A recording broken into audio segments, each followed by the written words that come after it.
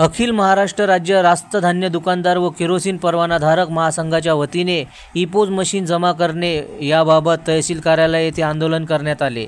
यावेळी ईपोज मशीनची अंत्ययात्रा काढण्यात आली। ही मशीनची अंत्ययात्रा शहरातून काढण्यात आली। यावेळी सर्व रास्त धान्य दुकानदार व केरोसिन परवानाधारकांनी आपापल्या मशीन घेऊन प्रदर्शने केली।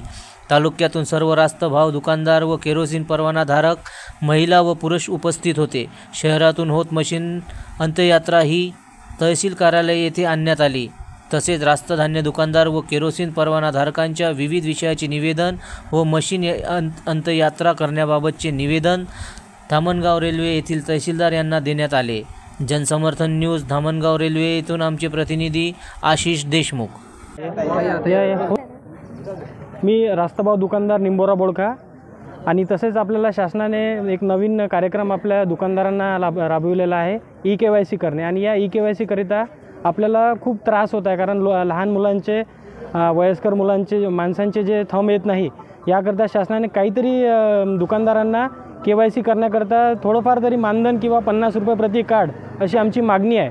तर या मागणीला आम्ही सर्व दुकानदार यांनी तहसीलदाराकडे निवेदन देण्यात आलं। धन्यवाद।